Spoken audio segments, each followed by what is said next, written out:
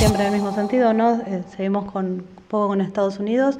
El aspecto de, bueno, vio que en este momento se está discutiendo el retiro de los quantitative easing, bueno, las políticas de expansión monetaria se están terminando ya y es probable que la Reserva Federal suba la tasa de interés en el próximo año, o por lo menos es una discusión que aparece como un elemento probable, y esto genera cierta sensación de miedo, ¿no? Entonces, bueno, a mí me da la impresión que hay una relación entre la posibilidad de el retiro de estas políticas y cuán sólida es la recuperación de la economía norteamericana, ¿no? Bueno, un poco en ese sentido le quería consultar a ver qué visión tenía usted.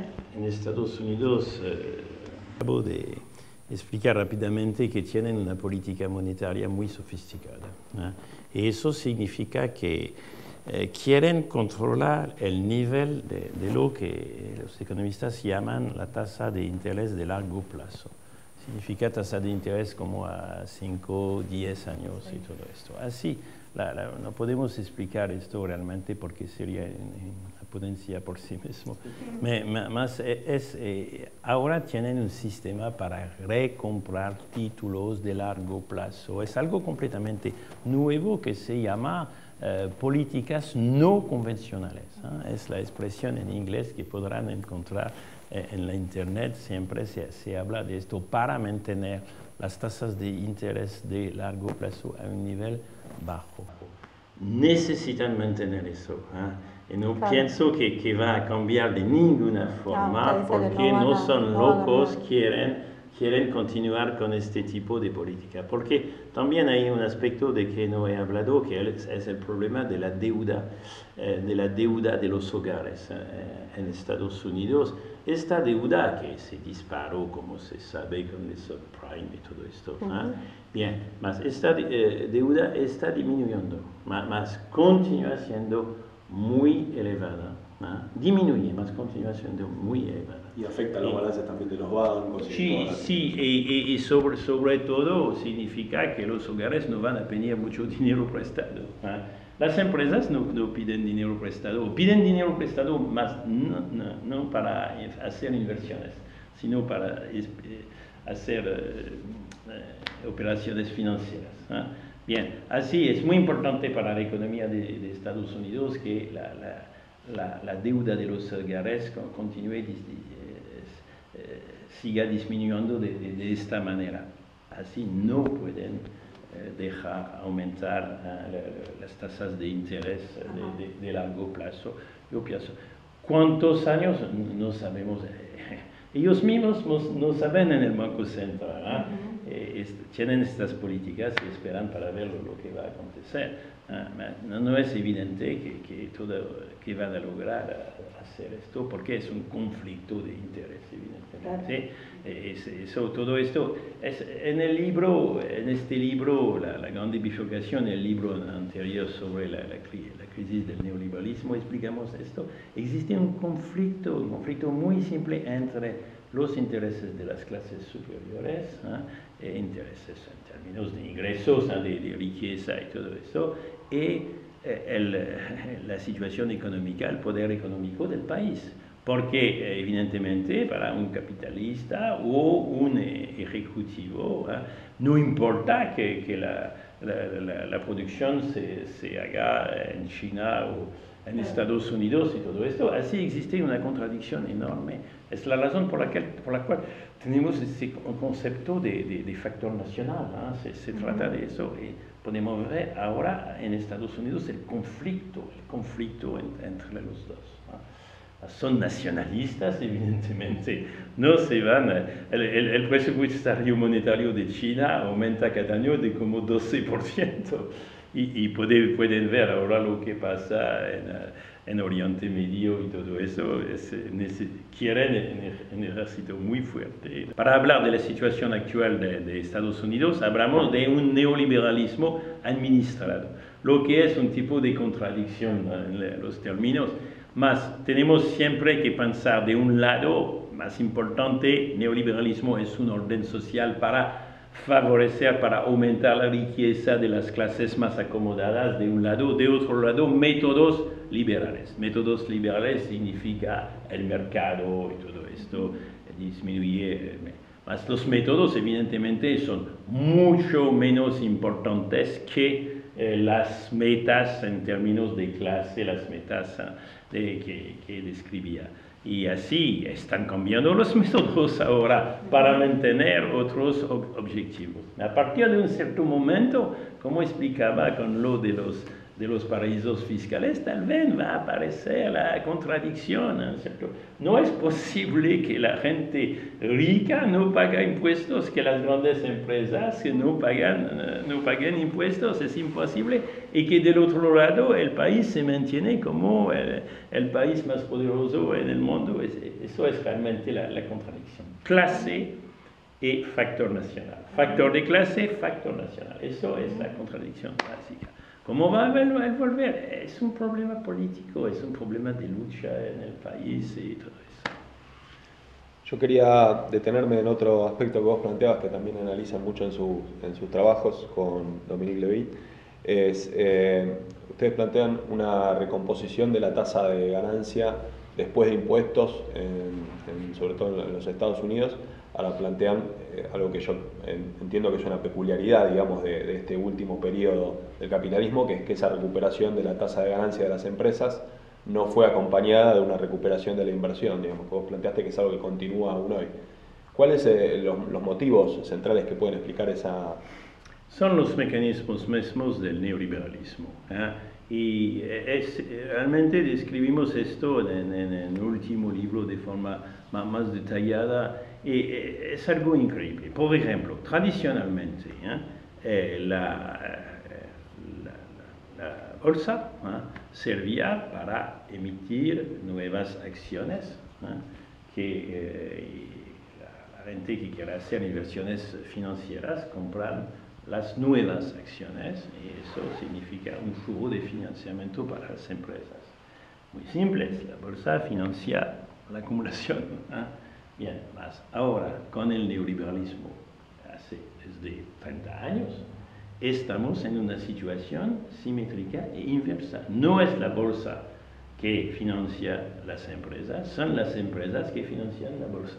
Significa que, ¿cómo se puede? Las empresas recompran sus propias acciones. Significa que en vez de emitir nuevas acciones, van en la bolsa, compran sus propias acciones, lo que disminuye el financiamiento de las empresas. ¿Por qué hacen esto? Porque quieren conseguir el alza de las cotizaciones bursátiles, porque cuando una persona, una empresa, un banco compra acciones, está bien para la cotización bursátiles porque puede aumentar el precio. Así, en esos términos, llegamos a una situación como de acumulación negativa. La acumulación física sobre el territorio de Estados Unidos no es negativa, más muy baja, que disminuyó enormemente la tasa de inversión. Y todo el conflicto está aquí. ¿Por qué? Porque el neoliberalismo es un sistema en el cual las empresas se manejan con una meta que es cotizaciones bursátiles, lo que significa distribuir un porcentaje enorme de los beneficios como dividendos, y del otro lado recomprar las acciones para lograr mantener las cotizaciones bursátiles. Porque todo es una historia, realmente vale la pena mirar los datos, porque las cotizaciones bursátiles con una corrección por la inflación, lo que significa en términos vamos a restar la inflación, significa en términos de poder de compra, que estaba a un nivel, podemos decir, de durante la década de 70 o de 60, sobre todo 70. Con el neoliberalismo empezando en la década de 80, 90, hasta el año 2000, multiplicaron en términos reales de poder de compra por un factor de 4 o 5 las cotizaciones bursátiles. Significa que una persona que tenía acciones en 75, significa que en el año 2000 tenía, sin hacer nuevas inversiones, un poder de compra 4 o 5 veces superior. Increíble. Más a partir del año 2000 entramos en un nuevo periodo con fluctuaciones importantes de la bolsa. Significa que 2000, la crisis del 2000, se cae la bolsa. Se recupera hasta 2007, 2008, se cae de nuevo y ahora se está recuperando en Estados Unidos, en el mundo. Así hacen todo, significa que desde 2000 la bolsa está fluctuando como dicen, alrededor de una tendencia más o menos horizontal, sí, con fluctuaciones importantes, más a un nivel 4 veces superior al nivel de 75. Significa que no perdieron todo, más todo el problema de las clases capitalistas ahora es este problema, cómo evitar que todo se derrumbe y que regresar a niveles anteriores. Así continúan haciendo todo para la bolsa. Y eso es completamente el contrario de la inversión física sobre el territorio de Estados Unidos. Más tenemos el otro aspecto de que hablamos anteriormente, que es que sí, ahora, ¿por qué hacer inversiones en el resto del mundo cuando bien existe un trabajo proletariado, podemos, de un proletariado barato dentro de Estados Unidos y todo esto? Y lentamente podemos ver en varios sectores que esto comienza a funcionar. ¿Podrá continuar o no podrá continuar? Estamos en una situación de conflicto entre intereses de clases, intereses políticos del país. Las clases superiores de Estados Unidos no quieren perder su gobierno muy fuerte. Quieren la riqueza, pero también quieren el ejército muy fuerte porque se preocupan evidentemente de la situación en el mundo. Dijo que los costos unitarios en este momento están casi iguales en China y en Estados Unidos. ¿Cómo es eso? Ahora tenemos estudios y en estos estudios consideran, los estudios que yo conozco, consideran 25 países, los países los más grandes exportadores en el mundo. Y bien, así no son todos los países. Por ejemplo, no hay Argentina. En el grupo así no puedo hablar de Argentina. Y bien, y lo que muestran esto, que son estudios muy buenos, y bien, muestran esto que ahora tenemos China y Estados Unidos a un nivel, vamos a decir, más o menos de 100. En Francia, costo unitario, solo se trata de la industria manufacturera, lo que se exporta, que se importa en el mundo, 123 en Francia. Y Alemania igual. India creo que serán 70, algo así. O no, un poco más que esto, no me acuerdo exactamente más. Más bajo que China.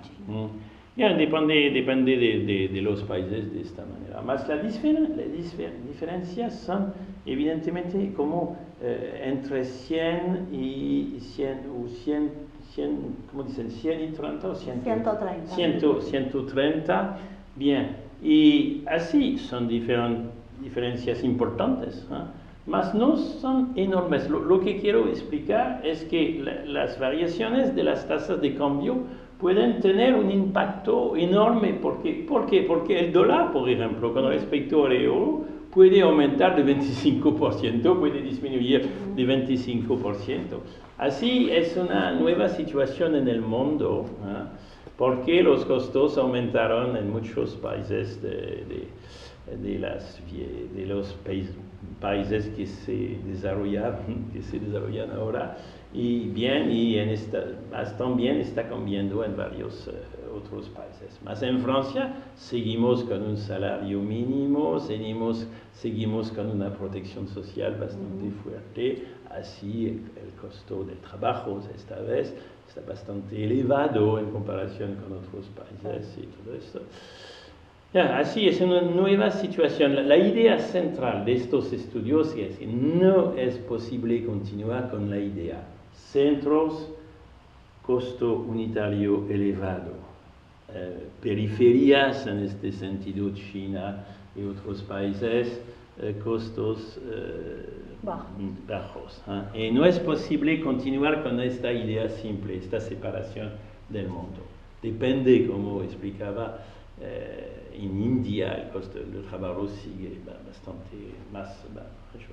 Es una nueva situación. De una cierta forma, eso es el éxito monstruoso del neoliberalismo. ¿Por qué? Porque es la política que consiguieron en Estados Unidos, es la política que están intentando implantar en Europa, lo que significa que... No sé si puedo continuar sobre este tema, realmente estoy pensando en esto ahora y creo que es muy importante. Que es que la desigualdad, estoy pensando en los trabajos de Piketty, de Thomas Piketty, de quienes se hablan mucho ahora. Nosotros es muy interesante, discrepamos en muchos aspectos, bien, pero es muy interesante, porque lo que podemos ver en el mundo desarrollado, más rico, Estados Unidos, el Reino Unido, el neoliberalismo anglosajón, bien, de un lado. De otro lado, Europa continental, Francia, Alemania, España, todo eso. En los países de Estados Unidos y el Reino Unido, un crecimiento enorme de la desigualdad de ingreso. Estoy hablando de desigualdad de ingreso con el neoliberalismo. Neoliberalismo, año más o menos 80, aumenta la desigualdad de forma enorme. Francia, Alemania, no, nada de esto. Tal vez ahora en Francia está comenzando un poquito. ¿Cuál relación con el costo del trabajo? Sí, existe una relación muy fuerte. ¿Por qué? Porque en Estados Unidos, desde la década de 70, el poder de compra de los trabajadores productivos de producción no aumentó. Horizontal, constante desde la década de 70. Cuando, evidentemente, los salarios más elevados aumentaron de forma enorme. En Francia eso no existe. No tenemos esta divergencia que no existe. Significa que, evidentemente, nuestro trabajo básico de producción el costo continúa siendo bastante elevado. Cuando en Estados Unidos, en la dinámica social, abandonaron completamente estas cámaras sociales de producción. ¿Dicen cámaras? ¿No? ¿Capas? Sí. Cámaras. Porque hablo portugués a veces. Bien, y así existe una relación muy fuerte. En estos países, Reino Unido y Estados Unidos, abandonaron completamente los trabajadores con niveles constantes o incluso que disminuyendo. En otros países como en Europa continental, no, este fenómeno no existió. Así, nos encontramos ahora con costos de unitario que son 25 o 30% superiores cuando en Estados Unidos pueden producir productos manufactureros y también ahora lo de la energía. Bien. Es una situación realmente horrible porque es el éxito del neoliberalismo monstruoso. Todo, cómo restablecer, eso es portugués, cómo restablecer la situación, bien, disminuir el costo del trabajo, disminuir la protección social, eso forma parte de la meta de clase del neoliberalismo y podemos ver ahora, fantástico, en Estados Unidos lo logran hacer. Simultáneamente abandonan la idea que el gobierno no debe hacer nada. El Banco Central debe pagar la deuda, el gobierno debe intervenir en la economía.